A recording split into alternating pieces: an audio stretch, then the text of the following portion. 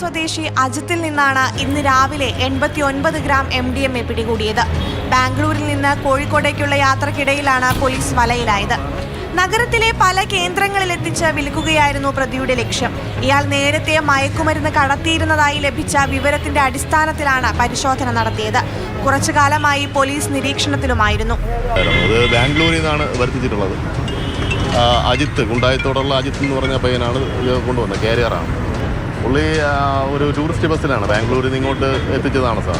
കഴിഞ്ഞ മാസം തന്നെ കോഴിക്കോട് സിറ്റി ഡാൻസ് സ്റ്റാഫ് ഒരു കൊമേഴ്സ്യൽ ക്വാണ്ടിറ്റി MDMA പിടിക്കുക, അതുപോലെ തന്നെ ഗഞ്ചാവിൻ്റെ ഒരു 28 കിലോ ഗഞ്ചാവ് ഡിറ്റക്ഷൻ നടത്തുകയൊക്കെ ചെയ്തു. അപ്പോൾ കൊമേഴ്സ്യൽ ക്വാണ്ടിറ്റി മെയിൻ ആളുകളിലേക്ക് പോകുന്നു എന്നുള്ളതിൻ്റെ സൂചനയാണ്. 1 ഗ്രാം MDMAക്ക് 1500 രൂപയിലധികം വില വരും. അങ്ങനെയാണെങ്കിൽ 1 ലക്ഷം വില വരുന്ന MDMA ആണ് പോലീസ് ഇന്ന് പിടികൂടിയത്.